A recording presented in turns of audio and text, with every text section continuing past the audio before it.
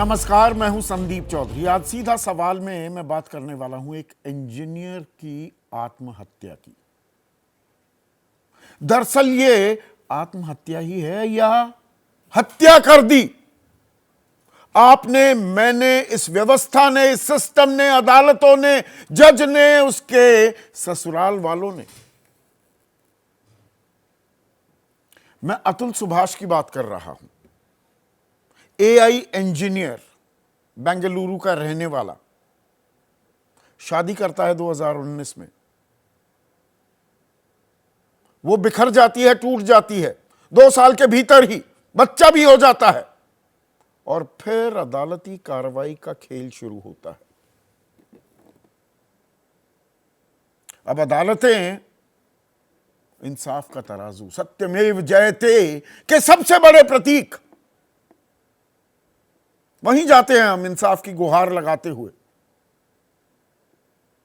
और खास अगर महिलाओं की बात की जाए तो जो हमारा पुरुष प्रधान समाज है, वहां पर महिलाओं के साथ अत्याचार, दुराचार, उनको एक कमोडिटी की तरह, एक उत्पाद की तरह देखना, मार पिटाई ये होता रहा है।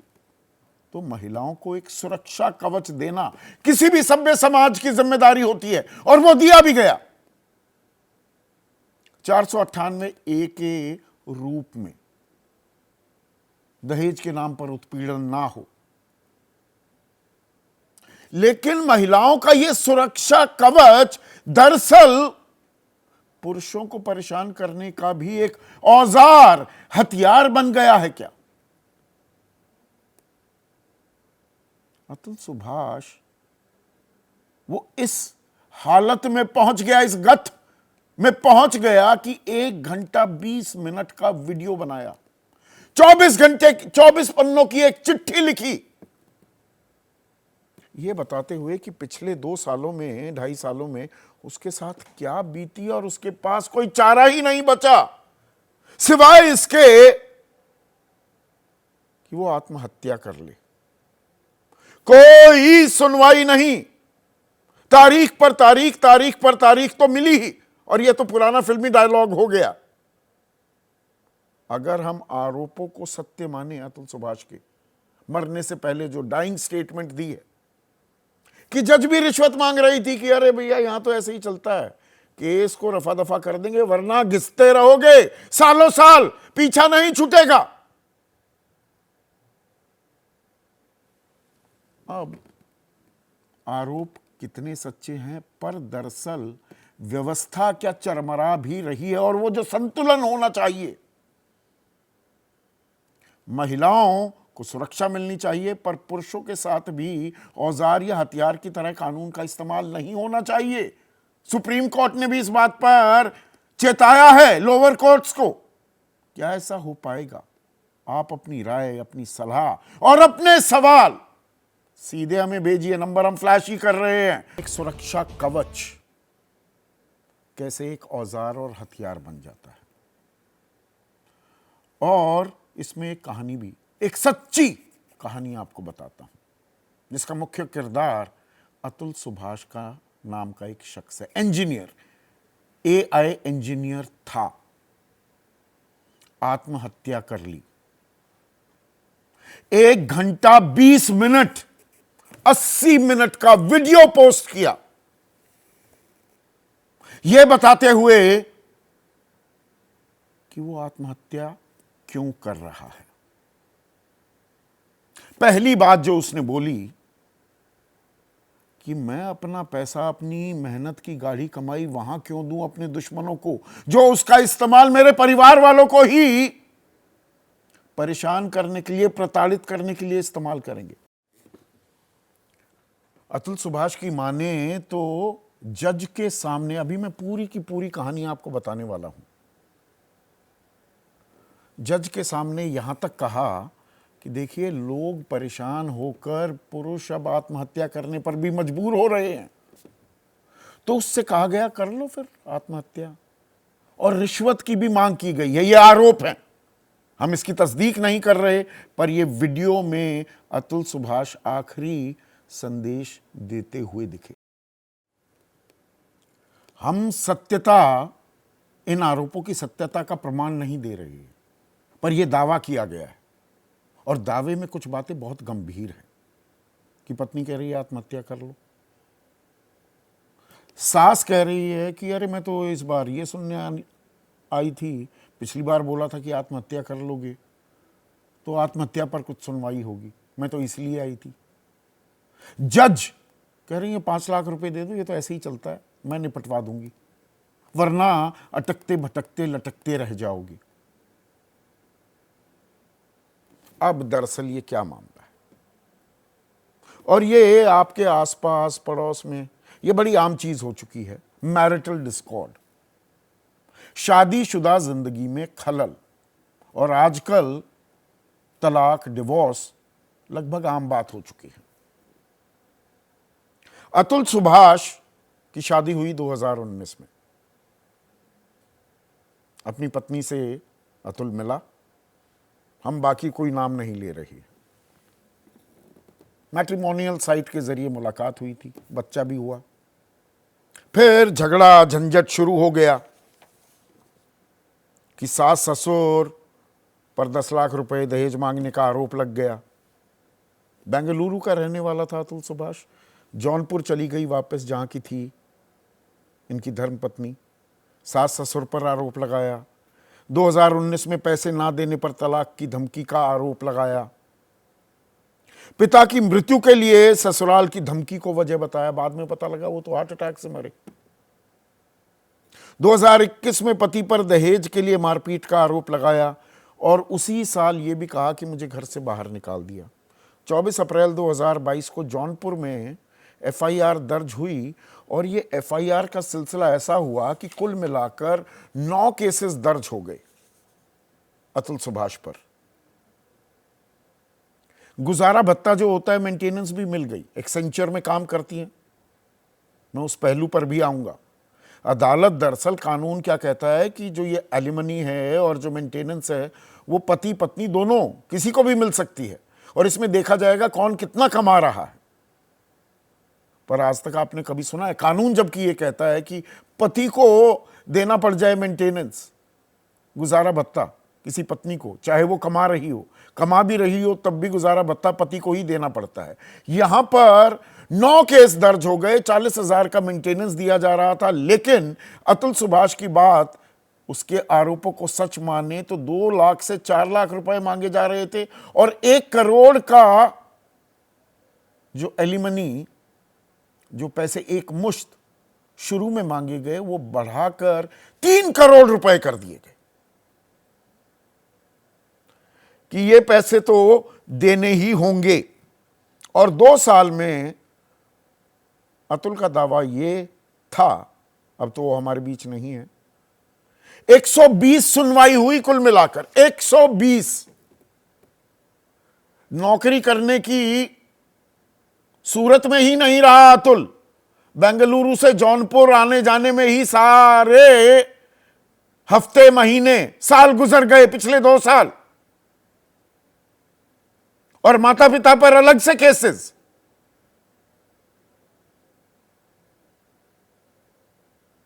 कोई चारा नहीं बचा तो आत्महत्या कर ली। वो कहता है ये सुसाइड वीडियो नहीं, पत्नी के खिलाफ एक तरफा केस लड़ रहे विवाहित पुरुषों की ये नियति है। अब इसका दूसरा पहलू भी समझिए, ये बेहद ही संवेदनशील मसला है। एक सड़ा हुआ सेब या एक गंदी मछली पूरे तालाब को बिगाड़ दे, हम ये भी नहीं कह रहे हैं, या पूरे तालाब पर सवाल उठा दे। महिलाओं के साथ दुराचार, अत्याचार, उनको जलाना, उनको जान से मार देना दहेज के लिए आम बात थी। तभी 1983 में 498A का प्रावधान लाया गया कानून में, पर उसका भी बेजा इस्तेमाल होने लगा। तो उसके बाद 27 जुलाई 2017 को सुप्रीम कोर्ट ने कहा, गाइडलाइंस जारी की 498A को लेकर कि पति ससुराल वालों की तुरंत गिरफ्तारी नहीं हो सकती है। जांच के लिए परिवार कल्याण समिति का गठन का आदेश दिया गया।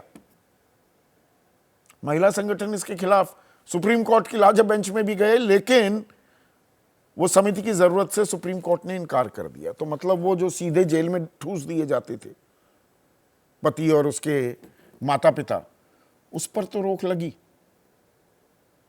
पर ये पहिया कुछ ऐसा घूम रहा है कि पिस उसमें पुरुष रहे हैं क्या। मैं पुरुष होने के नाते कतई ये बात नहीं कह रहा हूं, लेकिन कानून का बेजा इस्तेमाल क्या होना चाहिए, या system of checks and balances होना चाहिए कि बच्चे का चेहरा देखना चाहते हो तो 30 लाख रुपए दे दो खुलेआम, और कहां जाए कोई शख्स। मैं दावे पर जा रहा हूं, अगर इसमें हकीकत है, अगर जज ही कह रहा है कि 5 लाख रुपए दे दो, मामला मैं सुलटा दूंगी, मैं नीचे ले आऊंगी इन्हें, वरना झेलो, भुगतो, तो इससे काम कैसे चलेगा। आज इसी पर हम चर्चा करने वाले हैं। ये समाज में एक कुरीति घर करती जा रही है क्या, रिवर्स डिस्क्रिमिनेशन भी शुरू हो गई है क्या। ऐसे में आज का सीधा सवाल, इंजीनियर ने ली खुद की जान या सिस्टम ने किया परेशान। व्यवस्था हमने ऐसी बना दी, और दहेज कानून का बेजा इस्तेमाल, व्यवस्था पर उठे सवाल फिर से रिविजिट करने की अब क्या नौबत जरूरत आन पड़ी है। चर्चा में मेरे साथ दीपिका नारायण भारद्वाज हैं, सामाजिक कार्यकर्ता हैं, और यहां दिलचस्प पहलू इनकी शख्सियत का यह है कि ये पुरुषों के लिए लड़ाई लड़ रही हैं, कि कानून का गलत इस्तेमाल किया जा रहा है। Justice Zakiullah Khan retired, Allahabad high court में जज रह चुके हैं, और ये जौनपुर कोर्ट में यूपी में ही ये मामले चल रहे थे। के मनन है, देश के जाने माने वकील। रंजना कुमारी एक और जानी मानी समाज सेवी हैं, महिलाओं के हक के लिए आवाज लगातार बुलंद करती हैं। जयंती दत्ता साइकोलॉजिस्ट हैं, मनोविज्ञानी हैं। और यशोवर्धन झा आजाद साहब, one of the finest police officers we had in the country, special director रह चुके हैं आईबी के। लेकिन रंजना, ये जब खबर आपके पास आई, आपके जहन में सबसे पहला ख्याल क्या आया जब ये वीडियो, आपने देखा होगा वीडियो अतुल सुभाष का? देखिए संदीप, आपने तो शुरुआत ही ऐसे की है, लंबा चौड़ा पैनल है, मैं बहुत छोटे में बोलूंगी, समय भी मुझे लगता है कम ही मिलेगा। तो सबसे बड़ी बात है कि शुरू में ही आपने ये स्थापित कर दिया कि वो महिला बहुत बड़ी विलेन है और उसका परिवार बड़ा ही घटिया है। और मैं ये दुखद घटना जो हुई है, जो इन्होंने आत्महत्या की, और उसके पहले जो कुछ भी कहा आपने, उसी की बिना पर सब कुछ कह दिया, और अपनी आपने एक तरह से फैसला भी दे दिया इस कार्यक्रम में कि ये सब कुछ दहेज के कानून के एक वजह से होता है। बदल दीजिए दहेज का कानून। लेकिन 2022 में 6000 लड़कियों की दहेज से मौत हुई, मार डाला गया उनको। ये रिपोर्ट पुलिस की है जो पार्लियामेंट में पेश की गई। 23 का आंकड़ा भी आया नहीं है, और 24 के आंकड़े के बारे में भी मुझे जानकारी नहीं है। 13,500 लड़कियों को परेशान किया गया, और इसमें सिर्फ दहेज का केस नहीं था, ये सेपरेशन का केस था, जिसमें कि एलिमनी का भी केस, 9 केसेस थे।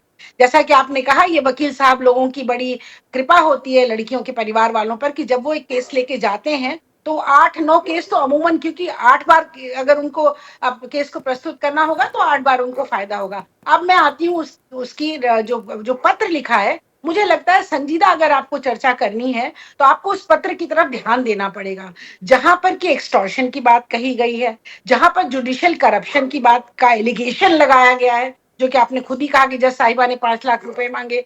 लीगल सिस्टम का क्रिटिक किया है। जो फैमिली कोर्ट्स बने हैं वो तो कुल मुश्किल से पूरे देश में 812 हैं, और 1.14 मिलियन केसेस पेंडिंग हैं। तो उसने उस पर भी लिखा है कि फैमिली कोर्ट्स अब फेक है, कोई कानूनी तरीके से नहीं चल रहा है, और ये सब कुछ गलत है। इतनी सब 5 तो सीधे सीधे आरोप है जुडिशियल सिस्टम और पुलिस पर। उन सब बातों को देखते हुए तो ये जो परेशान किया गया व्यक्ति है, परिवार, महिला के साथ क्या हुआ इसके बारे में हम लोग कोई नहीं जान रहे हैं। ना हम लोग जान रहे कि क्या कारण था कि 2 साल के बच्चे से उसने एलिमनी की, जबकि एक ऐसा सुप्रीम कोर्ट का जजमेंट 2020 में आया था रजनेश के केस में कि इवैल्यूएट करिए प्रॉपर्टी को, देखिए कि क्या उसकी परिस्थिति है, उसकी क्या इनकम है, उस हिसाब से आप एलिमनी तय करिए। ठीक है ना, तो इसमें भी कोर्ट का पूरा फैसला है। तो फिर क्या कर रही थी वो कोर्ट, जिसमें कि इतने दिन से 40 बार उसको बुलाया गया, रंजना, उसके मैंने इसलिए वकील, वो बिल्कुल वकील भी इंटरप्ट तो नहीं किया, वो, और ये नहीं नहीं मामला मेरी बहुत। नहीं मेरी बात सुनिए, नहीं संदीप, अरे संदीप धैर्य से मेरी बस 1 मिनट और, क्योंकि आपके तमाम पैनलिस्ट बैठे हुए, बहुत हाँ, लंबा मैं नहीं लेना चाहती हूँ। लेकिन सवाल ये है कि आप घाव कैसे हुआ उसकी मूल में जाएंगे, दर्द कहाँ हुआ, किस कारण से आत्महत्या कर ली, या आप पूरी उस पूरी व्यवस्था में जिसमें पूरे या पूरे शरीर के आप टुकड़े टुकड़े कर देंगे। जो कानून है, कानून क्यों बनाया गया था, हम लोग सड़कों पर दिल्ली की क्यों आए थे, स्टोव फट रहा है, हजारों लड़कियों को, कौन सा देश है जो लड़कियों को एक गाड़ी के लिए, एक सोने की चेन के लिए, एक फ्रिज के लिए मार डालता है? कौन सा देश है आप बताइए दुनिया का, किसी एक देश का नाम लीजिए आप जो हिंदुस्तान में हो रहा है। तो ये आप नहीं कहेंगे कि दहेज लेना देना बंद कर दो। क्यों देते हो भाई, क्यों देते हो, क्यों लेते हो? पहली बात। दूसरी बात, अगर अगर विभेद, आपस में मतभेद हो गया और लड़की बच्चे को लेके चली गई, महिला चली गई, तो आप फिर उस महिला को, उस बच्चे को, बच्चे के पालन पोषण की जिम्मेदारी, आपका भी तो बच्चा है ना, तो दे दीजिए। लेकिन एलिमनी तय होती है, कितने लोग देते हैं, कोर्ट से जब तय रंजना, होता है कितना पैसा रंजना, दिया जाएगा। अब तो थोड़ा सा, अब व्यवस्था एक पर मिनट। प्रश्न उठाइए। अब अब मेरा आखिरी, मैं संदीप इसका बोलूंगी नहीं, आखिरी अरे मेरा भाई, ये है सवाल कि आपसे आप अभी इस पूरी पूछने हैं। व्यवस्था पर पूछिए, पूछिए, मुझे पूछिए, आपसे सवाल पूछना है ना रंजना। मैंने ये कब पूछिए, पूछिए, कहा कि पूछिए, ये सही, पूछिए। ये आरोप बिल्कुल सच्चे हैं? पर अगर ये सच्चे हैं तो सुरक्षा कवच क्या औजार और हथियार बन रहा है? क्या इस बात पर हम पर्दादारी कर दें? क्या देखिए कोई ये तो, शख्स 80 मिनट का वीडियो बनाएगा, वो इतने गंभीर आरोप लगाएगा, और उसके बाद वो आत्महत्या कर लेगा, और हम सिर्फ सिस्टम में ही चले जाएं? मैं तो सिस्टम में जज पे भी सवाल उठा रहा हूं, अदालतों पर भी, कानून की बात भी कर रहा हूं, सुप्रीम कोर्ट की बात भी कर रहा हूं। लेकिन महिला विलेन है, ये जो किसने कह महिला दिया? परिवार छोड़ ये के मैंने चली जाए कब वो कहा? विलेन है। ये कब कहा? नहीं मतलब पूरा पेंट तो ऐसे ही कर रहे हैं ना। देखिए आप इस समय, जो मैं तो सिर्फ उस व्यक्ति की जिसने आत्महत्या करने पे जो मजबूर हुआ, वो बहुत ही एक तरह से दर्दनाक चीज है। किसी का बेटा चला जाए, किसी का भाई चला जाए, इससे ज्यादा दर्दनाक कुछ हो नहीं सकता है। तो इस बात पे तो मेरी पूरी परिवार से, उसके साथ देखिए, पूरी तरह आपने से बड़ी आसानी से कह सहानुभूति, और दिया मैं चाहती एक हूँ ऐसी केस होता परिस्थिति ना आए। है, वकील 9 केस करवा देते हैं। ये तो पढ़ी लिखी महिला थी ना, ये कोई ऐसा नहीं हाँ साधारण लेकिन ये महिला होती। होता, देखिए, इनको ये नहीं नहीं नहीं, मालूम कि इतने जब केस आप, डालने से क्या होगा, 120 सुनवाई हो रही है, हंसा जा रहा है। इन आप बातों को तो मैं आप बिल्कुल तो गंभीरता से ना लूं, आप ये कह रहे हैं। और मैं खुद कह रहा हूं, ये नहीं नहीं वन ऑफ संदीप मामला। जी, बहुत सी महिलाओं के साथ दुराचार होता है, शोषण होता है, दहेज की हत्याएं होती हैं, उससे कौन नकार रहा है रंजना? नहीं नहीं नहीं, लेकिन संदीप जी, आपने देखा मेंटल हेल्थ का भी इसमें सिस्टम है, इसमें मामला आया है कि मेंटल हेल्थ का किस परिवार ने ध्यान दिया कि मेंटल हेल्थ क्या थी, क्या उसका इलाज होना चाहिए, क्या मेंटल हेल्थ के प्रति हमारे समाज में कोई जागरूकता है, कोई हम लोग कुछ करना चाहते हैं? 2 साल में समाज सवाल उठे 120 इस सत्र तारीखें से। पड़ जाएं, 40 तो पेशी हो हाँ जाएं, सोचिए, मेंटल हेल्थ तो वैसे ही बिल्कुल गोज फॉर अ बिल्कुल, टॉस। ये कौन सा लीगल सिस्टम है? आप ये तो बोलिए ना, ये कौन सा लीगल सिस्टम है कि 40 बार उसको खुद जाना पड़ता है जौनपुर? मैं पूरब की रहने वाली हूँ, मुझे मालूम है कि जो दबंग लोग होते हैं, उनकी जब बच्चियां फंसती हैं, बच्चे फंसते हैं, वो किस तरह से दूसरी पार्टी को नहीं, परेशान करते इसमें हैं। लेकिन ये देखिए 40 रंजना, बार जो उनको करेक्ट जाना मी। पड़ा। नहीं नहीं, ये तो आप लोग उसको, लड़ाई को लड़ते आए हैं, और वो लड़ाई बहुत जरूरी थी। प्लीज अंडरस्टैंड, मैं यहां कोई स्टैंड नहीं ले रहा हूं। वो लड़ाई बहुत जरूरी थी, वो सुरक्षा कवच, वो ढाल महिलाओं के लिए बहुत जरूरी थी। पर 2017 में जब सुप्रीम कोर्ट भी कहता है कि पति और ससुराल वालों की तुरंत गिरफ्तारी पर अब रोक लगाई जाए, और गाइडलाइंस वो जारी हुई, तो आप लोग फिर सुप्रीम कोर्ट की लाजो बेंच पर चले गए थे कि नहीं नहीं, ये नहीं होना है, मतलब गिरफ्तारी होनी चाहिए। देखिए ये तो लेजिटिमेट लीगल रिकोर्स का राइट होता है, ठीक है ना, आप इससे तो डिनाई नहीं करेंगे कि जो लेजिटिमेट लीगल रिकोर्स है वो औरत ने भी लेने की कोशिश की, महिला संगठन भी लेने की, आप भी तो लेने की मतलब कोशिश करेंगे, आपने और मुझसे आपके कहा चैनल पर आकर रंजना, कुछ होगा देखिए हम उसमें। तो जी चर्चा कर रहे हैं, जी वी, मैं not to make any personal comments. आपने कहा कि मैं सिर्फ पुरुषों की बात कर रहा हूं, मैं पलट कर कहूं, आप भी चश्मा लगा रखा है, सिर्फ महिलाएं ही प्रताड़ित होती हैं और पुरुष हमेशा विलन है। आप भी कुछ इस तरह की नहीं मानसिकता का नहीं इजहार कर नहीं रही हैं नहीं क्या? नहीं बिल्कुल नहीं संदीप, मैंने एक बार भी ये बात नहीं की और मैं कभी भी ये बात नहीं कहती हूँ। मैं कभी भी ये बात नहीं कहती हूँ कि सिर्फ महिलाएं प्रताड़ित होती हैं। लेकिन हिंदुस्तान के समाज में जिस संस्कृति में हम लोग रह रहे हैं, जिस तरह का हमारा कल्चर और सिविलाइज सोसाइटी जिस तरह की है, उसमें संभावना महिला के प्रताड़ित होने की ज्यादा है और महिलाओं की केसेस ज्यादा। मैं कह क्यों एमेस्कुलेट करते हैं, मैंने क्यों नहीं जाके कहते हैं कोर्ट में कि हमारे साथ अत्याचार हो रहा है, क्यों नहीं? एफआईआर कितने आदमी लोग लिखाते हैं अपनी औरत के खिलाफ कि मुझे मारती है? कितने आदमी जाके कोर्ट में कहते हैं कि हमें हमारी औरत या ये हमारी पुरुष वाइफ प्रधान मारती है? समाज, क्यों वो क्यों मेल शॉविनिस्ट क्यों होता है नहीं? वो कि क्यों नहीं, नहीं? हम ज्यादा ताकतवर हैं, फिर कहां जाकर तो कि पूरे समाज में बेइज्जती हो तो जाएगी। तो तो, तो इस चीज का रोना रोना किस आपने बात का है? बिल्कुल ये तो सही सवाल उठाया मैस्कुलिनिटी। रंजना। वो महिलाएं भी इसका फायदा उठाती हैं क्या कि मैं इसे ठोकूंगी, ये बोल ही नहीं सकता, किसी के सामने बोलेगा ही नहीं, समाज में बेइज्जती हो जाएगी। ये तो मैस्कुलिनिटी का जो कंस्ट्रक्ट है ना हमारे समाज में, तुम आदमी हो रोना नहीं, तुम आदमी हो किसी से शिकायत मत करना, तुम पुरुष हो तुम्हें परफॉर्म करना है, तुम्हें जीतना है। तो ये चीजें जो है ये भी तो एक तरह नहीं, से इसमें प्रश्न उठाइए इसमें ना। भी सही इसमें भी प्रश्न उठाएगा तो देखिए सही जवाब रंजना, नहीं मिलेगा। नहीं, एक minute, correct me if I am wrong, आप बताइए। कोई पुरुष सड़क पर महिला को थपड़ा रहा है जो थपड़ाना नहीं चाहिए, तो वो सीधा विलन। और महिला अगर पुरुष को चौराहे पर थपड़ा रही है तो भी पुरुष विलन कि जरूर इसने गलत किया होगा। ये भी तो एक मानसिकता है। नहीं ऐसा नहीं होता। ऐसा नहीं नहीं होता। संदीप जी, कानून जो तोड़ेगा, आपके साथ पुलिस अधिकारी बैठे हुए हैं, कानून जो तोड़ेगा चाहे वो महिला हो पुरुष हो, सड़क पर जब कानून तोड़ते हैं तब वो निश्चित तौर पर क्राइम के तौर पर दोनों लोगों को ही बुक किया जाता है। ऐसा कहीं नहीं होता है कि महिला थप्पड़ मारे तो उसको आप छोड़ देंगे। लेकिन घर के अंदर जब महिला पिटती है, जब उसको सिगरेट की बट से जलाते हैं, जब उसको तमाम तरह के उसके साथ अननेचुरल हरकतें करते हैं, सब कुछ होता है, रेप इन मैरिज होता है, तब तो नहीं कोई उसको बचाने जाता है घर के अंदर। तो कौन वो बचाता है सुरक्षा कवच बताइए? जरूरी है। एक इतने लोग सेकंड, आपने पुलिस अधिकारी का ही जिक्र किया, यशोवर्धन झा आजाद, यहां कानून का बेजा इस्तेमाल भी हो रहा है, जो सुरक्षा कवच था वो औजार भी बन गया है क्या? ऑफ कोर्स, इसमें कोई शक नहीं है। देखिए, दिक्कत ये है संदीप जी कि जब भी हम ऐसे विषयों पर चर्चा करते हैं तो लोग अपनी जो सेट थ्योरी है या धारणा है उस पे आ जाते हैं। देखिए, विषय क्या है? विषय ये बिल्कुल ही सत्य है इस मामले में कि ये व्यक्ति तरह तरह की प्रताड़ना से मर गया, उसने खुद सुसाइड की।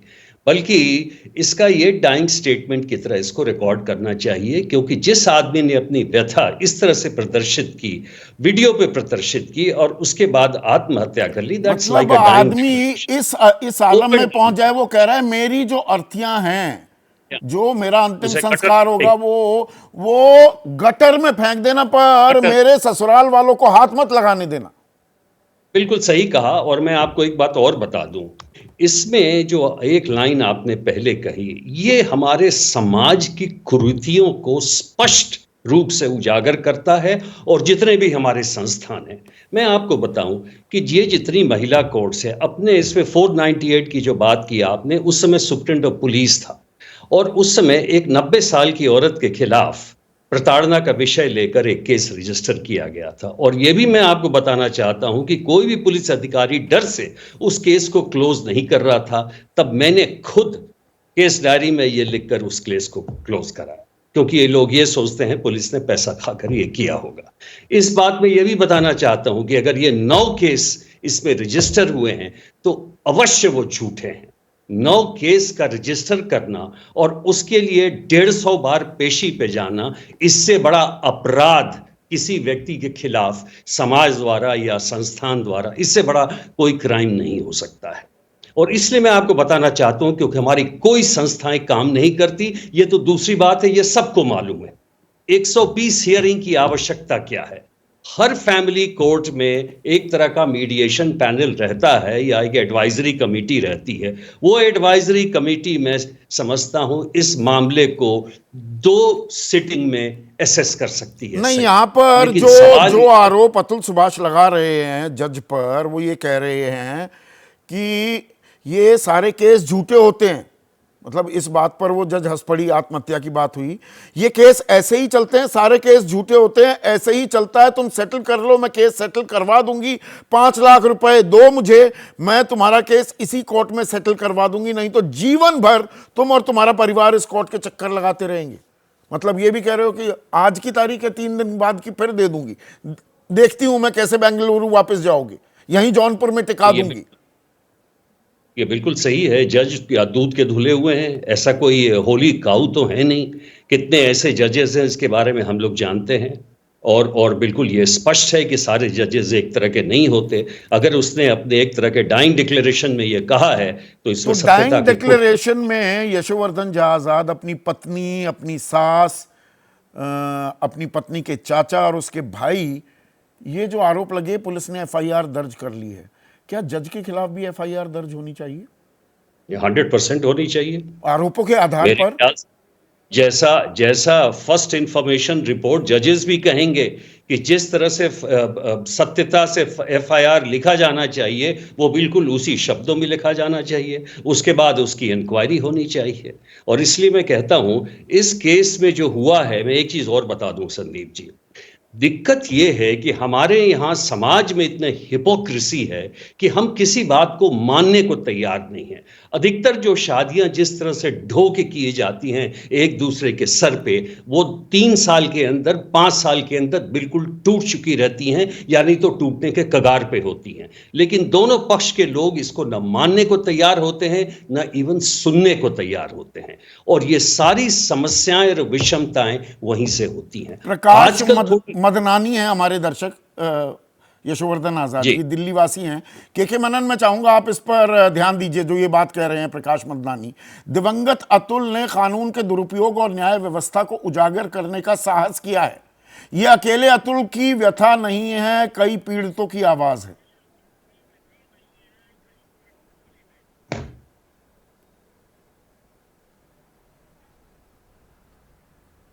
ये अदालतों में आम शगल हो गया है क्या?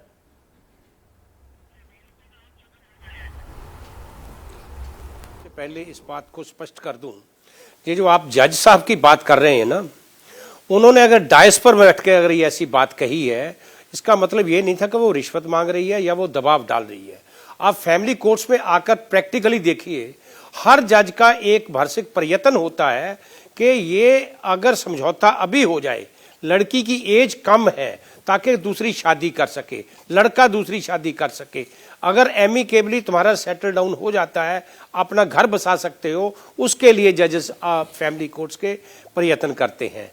अगर उन्होंने डाइस पर बैठ के ऐसा कहा कि 5 लाख रुपया दो, ये मांग रहे हैं, नहीं, वो खुद मांग रही हैं। तो ये मेरा मानना ये है, मेरा ये अतुल की धर्मपत्नी के लिए पैसे नहीं मांगे जा रहे थे, अपने लिए मांगे जा रहे थे। मैंने बड़े ध्यान से सुना है जो उनकी डाइंग डिक्लेरेशन है।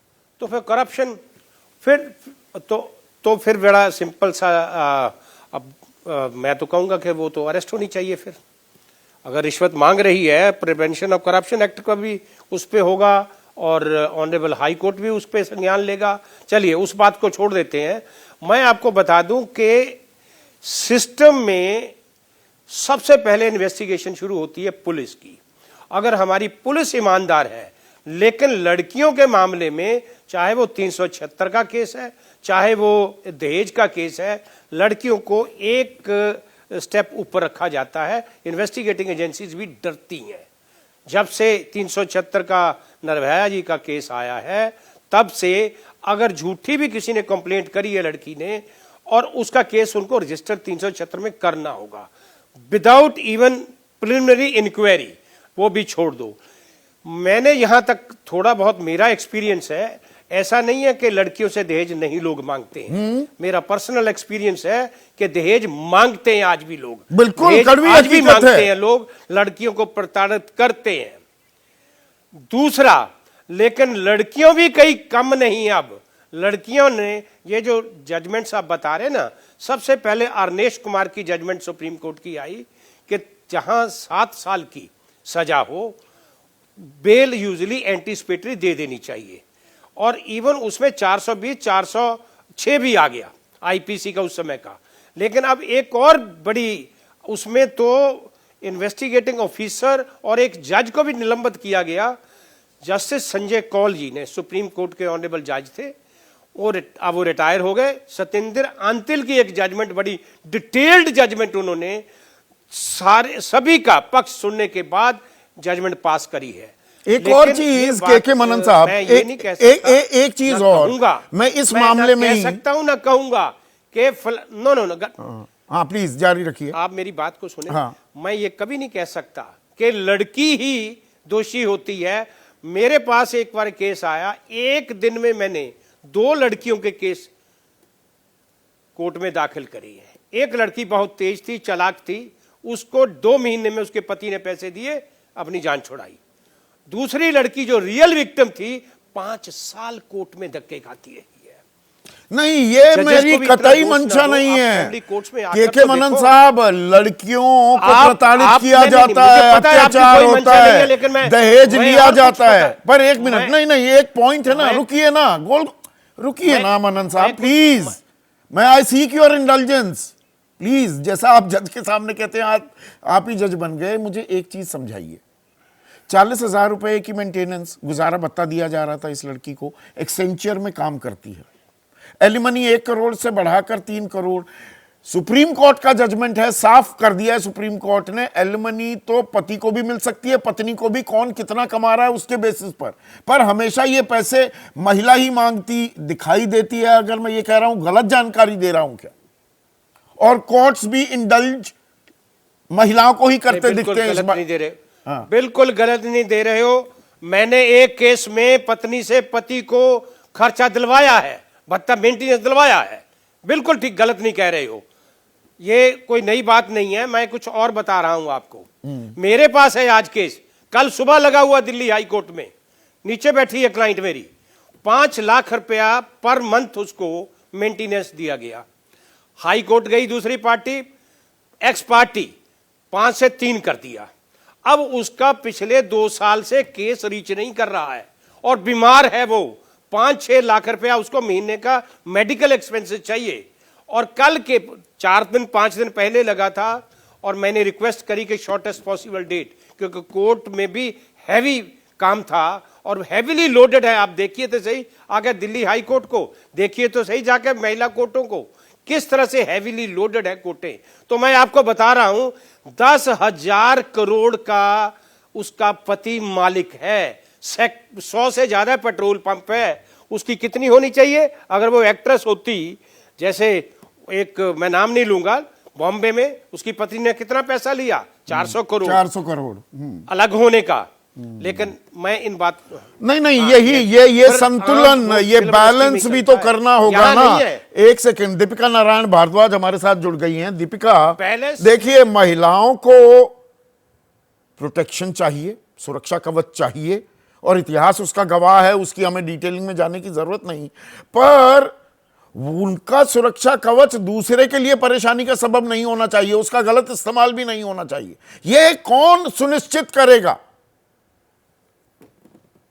ये हमारे कानून बनाने वालों को ही सुनिश्चित करना पड़ेगा सर, और कोई नहीं इस चीज को कर सकता है।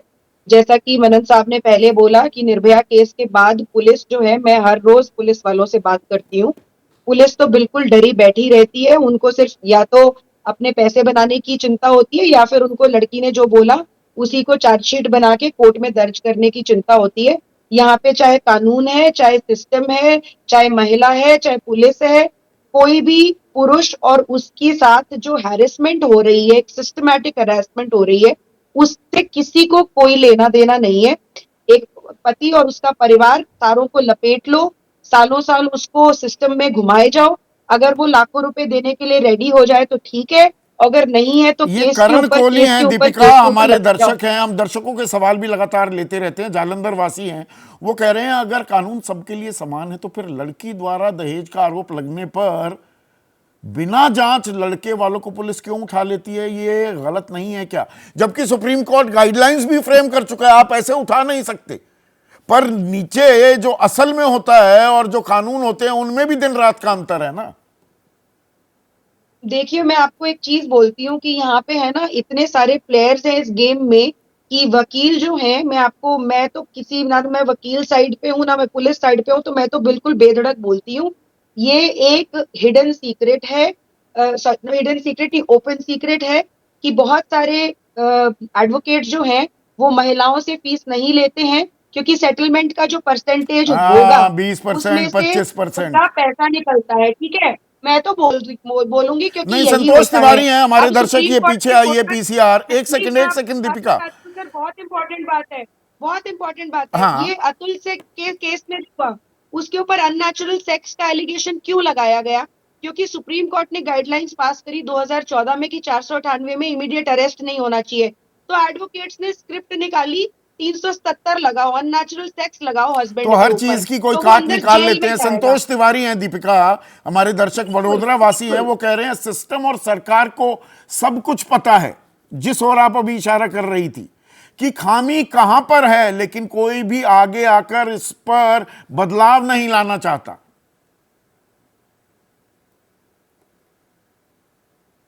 पता सबको है, बदलाव नहीं करेंगे। दीपिका, जी मैं तो आपको पहले ही कह रही हूँ, मैं आपका सिर्फ 30 सेकंड लूंगी। ये अवधेश यादव हैं, ये 7 साल पहले सुसाइड करे थे। मैं आज उनके कुछ लाइनें आपके शो के ऊपर जरूर साझा करना चाहती हूँ। मैं तो ये सुसाइड के केसेस हर दूसरे दिन पे मैं शेयर करती हूँ। आज अतुल के केस ने पूरी दुनिया को झकझोर दिया, बट हम तो हर रोज ऐसे परिवारों को मदद भी देते हैं, सांत्वना भी देते हैं, और जाने कितने सुसाइड बचा चुके हैं। उसने कहा कि इस तरह का कानून हमारे देश में बना जो सिर्फ एक लड़की के मौखिक बयान से सबको परेशान करता है। क्या एक चांस नहीं मिलना चाहिए कि दूसरे पक्ष को भी अपने बात रखने का मौका मिले और उसका भी सुना जाए? उसकी एक स्टेटमेंट ने सुनिए इसको, उसकी सिर्फ एक स्टेटमेंट ने मुझे मुजरिम बना दिया। पुलिस बैंक में आ गई, मेरी रेपुटेशन जहां मैं काम करता हूं वहां सब खराब हो गई। उसके सिर्फ एक स्टेटमेंट से मेरे पिता और भाई को पुलिस वाले ले गए। मेरे परिवार, जिसने पूरी जिंदगी में थाने की शक्ल नहीं देखी थी, उनको शक्ल ये देखनी पड़ी, और पर वहां इसका पे एक और पहलू पुलिस के है सामने दीपिका, नहीं गिड़गिड़ा। ये वैलिड पॉइंट है, पर जयंती, इसका दूसरा पहलू ये है कि इस तरह के एक रॉटन एप्पल या एक गंदी मछली के चलते जो एक व्यवस्था बनाई है, जो सुरक्षा कवच महिलाओं को दिया है, क्या हम उसको छोड़ दें, उसको खत्म कर दें? मेरे ख्याल से ये जो संदीप आप बात कह रहे थे शुरुआत में, मैं बहुत हद तक 80% of your statement I agree with, because मैं ना तो बहकाऊंगी ना डिस्ट्रैक्ट करूंगी थीम को कि एनसीआरबी की रिकॉर्ड 2017 में क्या थी, 2022 में क्या थी, कितने लड़कियों को सिगरेट से जलाया गया। आप अगर देखें सेव इंडिया फैमिली की जो डेटा है, कितने लड़कों ने इस तरह से सुइसाइड करी है। और अतुल की अगर बात करें, मैं ऐसी केसेस एनसीआर से डील कर रही हूँ जहां अगर लड़की ने डोमेस्टिक वायलेंस का एक झूठा शिकायत कर दिया, तुरंत वो लड़के को उठा लेते हैं and then they groom the case, you know. अगर लड़का चाहे भी तो भी वो अपनी आवाज कहीं पे सुनवा नहीं सकता। मेरी पहली क्वेश्चन है कि अगर इस लड़के को इतने दफे अतुल को जाना पड़ा, और आपने देखा कि पहला केस जो है, इस लड़की ने झूठ बोला कि मेरे फादर ने he died because of the shock because of my दिल की बीमारी थी, husband, और यहाँ पर वो दुबई proof से हो गया एक कि वो सेकंड झूठा था। वो झूठ था, उनको दिल की बीमारी थी। आरिफा हमारी दर्शक हैं, क्योंकि ये बहुत सारे सवाल आ रहे हैं, ये दुबई में बैठी हैं, 7 समंदर पार से सवाल पूछ रही हैं कि एक महिला होने के बाद भी मैं कहती हूं कि आज के समाज में महिलाएं ही कानून का ज्यादा फायदा उठा रही हैं। एक महिला दर्शक हमारी दुबई में बैठी हुई ये बात कह रही है। सही कह रही हैं, सही कह रही हैं। एनसीआर में मेरे जानकार में ऐसे फैमिलीज़ हैं जहाँ पे वो लड़की जो है सोती रहती है, रात का ड्यूटी है उसको, पैसे सारे अपने मायके में भेजती है और लड़के को कहती है कि तुम खाना भी बनाओ, बच्चे को भी ड्रॉप करो स्कूल में, और नौकरी भी करो, पैसे भी मेरे को दो, अगर नहीं करोगे तो मैं तुम्हारे अगेंस्ट खुद ही को नोच के डोमेस्टिक वायलेंस का केस कर दूंगी। And now this boy is so terrified कि मेरे ऊपर केस आया, मेरे बूढ़े माँ बाप हैं, उनका क्या होगा, मेरा भाई है उसका क्या होगा। ये एक आम बात है। मैं पूछना चाह रही हूं कि जहां पे आपने देखा झूठ की बुनियाद पे ये केस आगे चलता रहा, एक जो एबनॉर्मल सेक्स प्रैक्टिसेस के लिए भी जो इन्होंने तोहमत लगाई, वो भी was proven to be wrong. Now अगर ये फॉल्सिफिकेशंस है तो क्या इसके अगेंस्ट कड़ी कार्रवाई नहीं होनी चाहिए? जो चंद्रशेखर है हमारे दर्शक, जयंती जबलपुर मध्य प्रदेश वासी हैं, वो कह रहे हैं दहेज विरोधी कानून सही है और मैं भी इनकी बात से इत्तेफाक रखता हूं, चंद्रशेखर बाबू बिल्कुल ठीक कर, ये कानून जरूरी है, लेकिन कुछ लोग इसका गलत इस्तेमाल कर रहे हैं। माननीय जज को इस प्रकार के प्रकरण को सूझबूझ के साथ निपटाना चाहिए था। और हमारे साथ जस्टिस जकीउल्लाह खान संदीप, हैं। एक जस्टिस एक सेकंड मैम, जस्टिस जकीउल्लाह, जज की जिम्मेदारी बहुत बढ़ जाती है क्या? और यहां पर देखिए, अदालतों के सामने जज को मालूम तो होता है कौन सही है कौन गलत है, बाकी तो सबूतों के आधार पर ही फैसला दिया जाना लाजमी हो जाता है। गलत तो नहीं कह रहा हूं सर मैं? नहीं, बिल्कुल सही कह रहे हैं चौधरी साहब आप।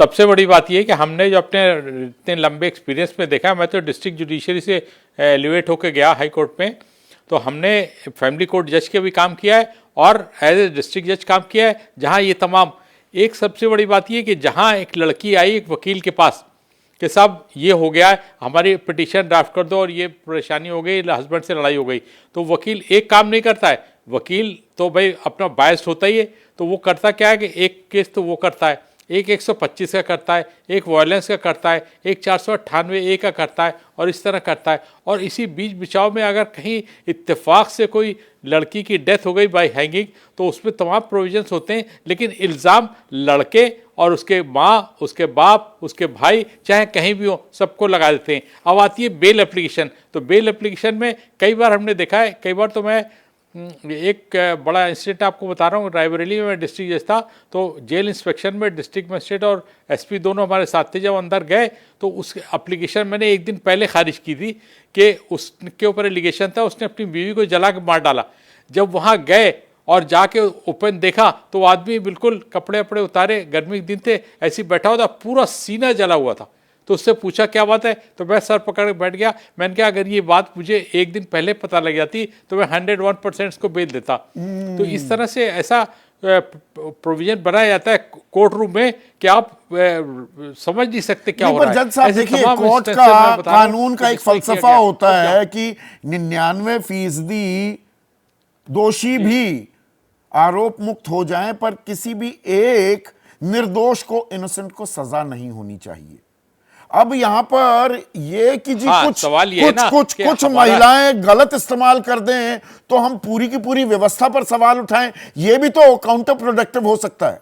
ये एक जोखिम है क्या जज साहब? हाँ, नहीं देखिए, एक मैं बताऊं आपको, हमारा सिस्टम जो है एंग्लो सेक्शन लॉस पे बेस्ड है, एंग्लो सेक्शन ट्रेडिशन पे बेस्ड है, लेकिन हमारे यहाँ हो क्या रहा है, वो ट्रेडिशन नहीं अपनाई जाती और ना वो इतना स्टैंडर्ड रखा जाता है, बल्कि एक ऐसे लोग बीच में आ जाते हैं जो कि गलत राय देते हैं और गलत तरीके से प्रोपाउंड करते हैं लॉ को, उसकी वजह से गड़बड़ियाँ होती हैं। और उसमें बहुत सारी इफ्स एंड बट्स हैं कि अमूमन ऐसा होता है कि ये बात भी सही है कि लोग वो दहेज मांग रहे हैं और दहेज में प्रताड़ना भी कर रहे हैं, जलाए भी, जैसे लेडी बता रही थी अभी कि वो जलाते भी सिगरेट से, ये बात सही है, लेकिन उसके विपरीत क्या है, बहुत सी ऐसी बातें हैं जो गलत है। और जैसे इसने आदमी ने सुसाइड किया तो सुसाइड ऐसे नहीं करेगा, कोई ना कोई वजह होगी, और वजह इस तरह की हो कि उसका जो स्टेटमेंट है that shall be treated as dying declaration, और उसका हर statement liable to be taken to evidence act. नहीं, पर हमारा system of checks and balances भी दुरुस्त नहीं है क्या जज जकीउल्लाह साहब? देखिए, अगर मुझे लगे कि भाई ये 9 केसेस कर दिए, एक जज के सामने हूं, जज ही मुझसे, अगर आरोप सही है, मुझे नहीं मालूम इस बारे में, पर अतुल यहां पर अपनी डाइंग डिक्लेरेशन में कहकर जा रहे हैं कि 5 लाख रुपए जज ही मांग रही थी, तो क्या मैं दूसरे जज के पास नहीं जा सकता हूं? सिस्टम में कोई चेक्स एंड बैलेंसेस नहीं है या मिली भगत है ये सिस्टम की? नहीं, सिस्टम में चेक्स एंड बैलेंस है। नहीं, सिस्टम में चेक्स एंड बैलेंस है। मुझे ये ताज्जुब है कि इतना पढ़ा लिखा आदमी, इतनी हाईली प्लेस्ड आदमी ये कह रहा है कि साहब उसे चेक्स एंड बैलेंस पता नहीं। ये इसका फौरन वो डिस्ट्रिक्ट जज को दरखास्त दे सकता था कि यहाँ से केस हटाया जाए, हाई कोर्ट में जा सकता था कि साहब ये लगातार देख रहे हैं, इनके कंडक्ट देखिए लगातार ये है, and he could hire any lawyer in the high court, और उससे कर सकता था, बच सकता था। ये मेरी समझ नहीं आया जो एलिगेशन लगाए जा रहे हैं कि लगातार 3-3 दिन की डेट दे रहा। अरे कैसा हो सकता है ये? अगर कोई आदमी ना, या फिर उसका कोई वकील ऐसा नहीं था जो किसी, उसने, ऐसा हो नहीं सकता कि वो हो जाए। तो इसलिए उसकी जो उसका जो स्टेटमेंट मुझे लग रहा है वो भी हाईली बायस्ड लग रहा है। वो ऐसा नहीं लग रहा है कि बहुत ही बिल्कुल उसमें या वैलिड तो पॉइंट है किसी ये। impression मतलब में था वो क्या या किसी जो मुखालफे जो में था, हो रहा है या- इतना निरीह था, इतना अनपढ़ था, कानून के बारे में पता नहीं था, एआई इंजीनियर था अतुल, और वो उस बात की आवाज ना उठाए, ये भी हाँ, अपने कर आप सकते हो, में कर। कुछ सवाल खड़े करता है। पर अनिल त्यागी गाजियाबाद वासी हैं जज साहब, वो कह रहे हैं अतुल की आत्महत्या ने कानून, वकील, जज और पुलिस सबकी पोल खोल दी है। संसद अखाड़ा बनी हुई है, आम पीड़ित जाए तो जाए कहां। आदमी कई बार हताश भी हो जाता है, किसी और के पास जाएगा, ऐसा वो है कि- कहेगा भैया वहां फंस जाओगे, नहीं, रहने दो।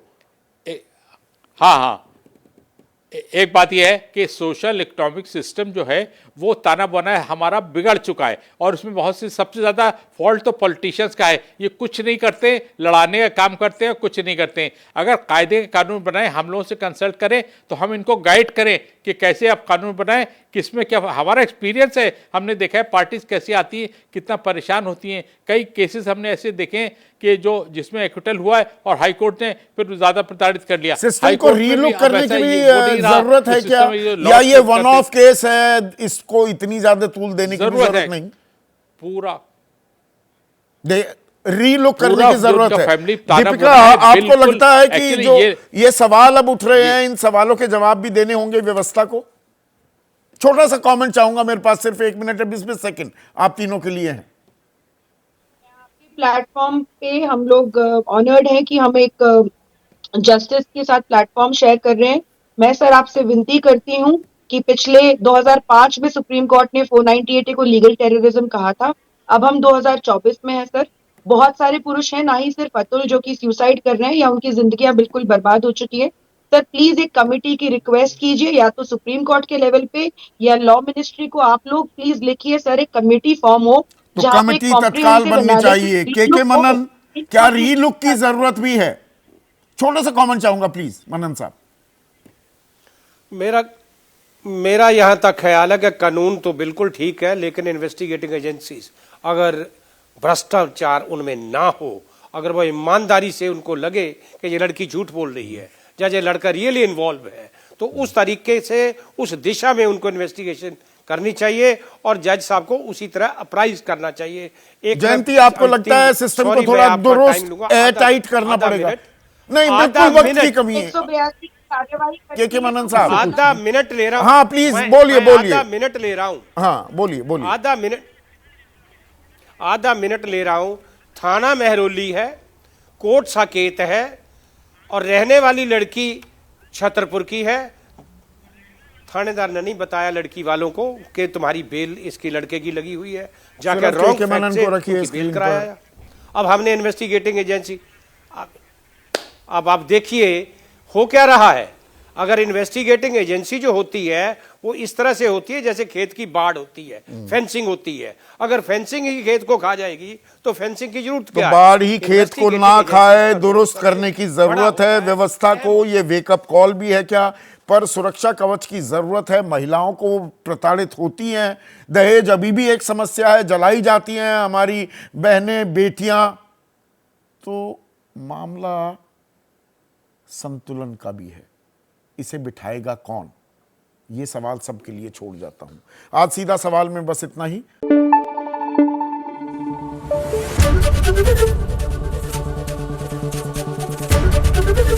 एबीपी न्यूज आपको रखे आगे।